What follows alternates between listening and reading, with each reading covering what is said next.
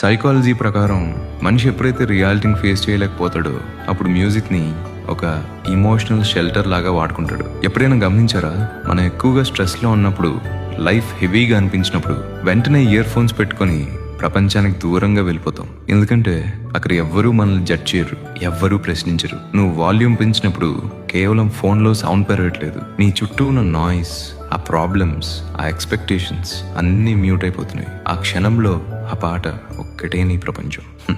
మనం హ్యాపీగా ఉన్నప్పుడు ట్యూన్ ఎంజాయ్ చేస్తాం, కానీ డీప్గా హర్ట్ అయినప్పుడు లిరిక్స్ని ఫీల్ అవుతాం. ఎందుకంటే మనం ఆ లిరిక్స్లో పాటని కాదు, మన సొంత స్టోరీని వెతుక్కుంటాం. ఎవరికీ చెప్పుకోలేని బాధ ఆ పాటలో వినపడగానే అమ్మో నన్ను ఎవరో పూర్తిగా అర్థం చేసుకున్నారు అనే చిన్న రిలీఫ్ వస్తుంది.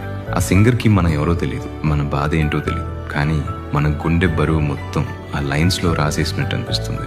నిజం చెప్పాలంటే అసలు ఈ మ్యూజికే లేకపోతే మనలాంటి ఓవర్ థింకర్స్ ఎప్పుడో పిచ్చెక్కిపోయేవాళ్ళు. రాత్రిపూట నిద్ర రానప్పుడు, ఒంటరిగా ట్రావెల్ చేస్తున్నప్పుడు ఈ మ్యూజిక్ మనకి తోడుగా నిలిచింది. ఇది జస్ట్ ఎంటర్టైన్మెంట్ కాదు, ఇది మన థెరపీ, మన హైడింగ్ స్పాట్, మన సర్వైవల్. ప్రపంచం మనల్ని వదిలేసిన మ్యూజిక్ మనల్ని ఎప్పుడు వదలదు. సో నెక్స్ట్ టైం మీరు హెడ్ ఫోన్స్ పెట్టుకున్నప్పుడు గుర్తుపెట్టుకోండి, you're not just listening to a song, you're healing your self.